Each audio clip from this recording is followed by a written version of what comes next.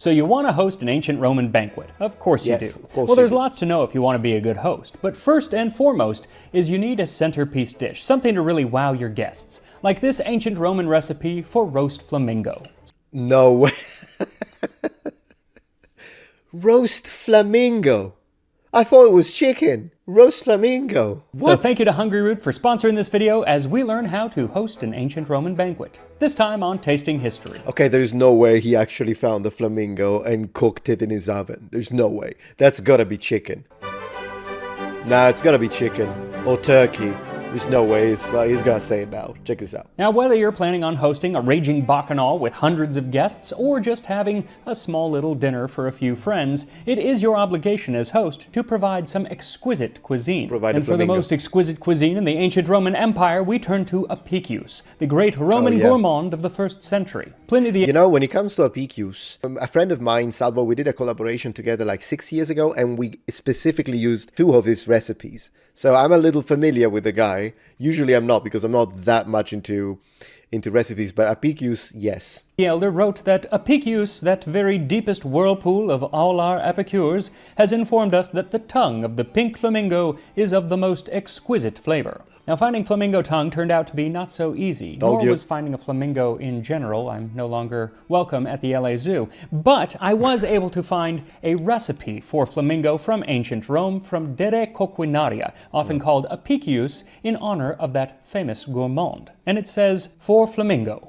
Pluck the flamingo, wash, tie, and put it in a pot. Add water, salt, dill, and a little vinegar. Halfway through cooking, add a bundle of leek and cilantro and cook. When it is nearly done, add defrutum to give it color. Pound in a mortar pepper, cumin, coriander, silphium, mint, rue. Moisten with vinegar, add dates, pour over some of the drippings. So basically it's for someone who is already quite wealthy, really, for the kind of stuff that he mentioned in there. Put it in the pot, thicken with starch, pour the sauce over the bird, and serve. The same recipe can be used for parrot. So should you not be able to find a flamingo, a parrot will do just fine. Great. And barring that, I suppose you could use a goose or a duck, which is what I'm going to use. So I told you, okay, so I kind of half guessed it. I thought it was going to be chicken or turkey. We got a duck.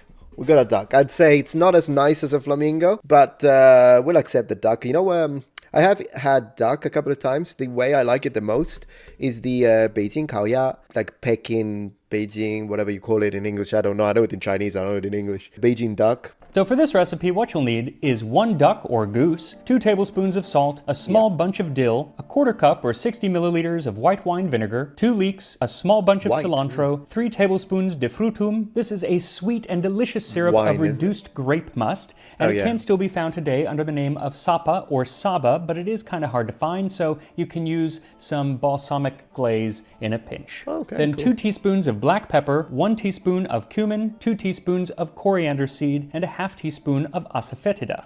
Asafoetida, that's gonna get intense in a little bit. That one smells. When it comes to, what did he just mention? Cumin? Spoon of cumin, 2 teaspoons of coriander seed. Is it just me, but coriander seed, when it gets in your mouth and you crack it with your teeth, it's horrible. I hate it.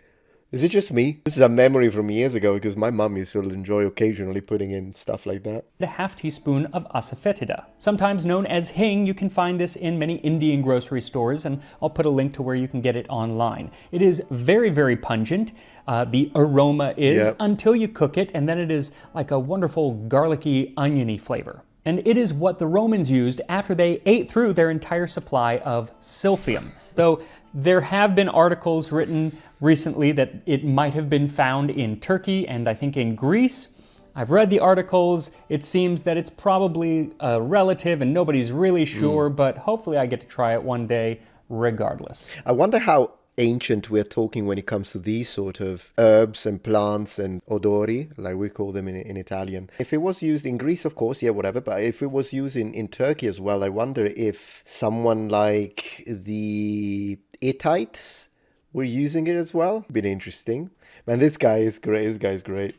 Then 10 to 12 leaves of mint, 1 tablespoon of rue leaves. The Romans loved rue. It is a little bitter. You can buy it dried or grow it fresh, but it is an abortifacient. So if you are pregnant, don't eat the rue. Also, if you just want to leave it out, that's fine too. Then 2 more teaspoons of white wine vinegar, 1 cup of finely chopped dates, and some wheat starch if you find it necessary to thicken your sauce, which I actually did not. Now that is a lot of ingredients, rather complicated recipe, which makes me grateful for today's sponsor, Hungry Root,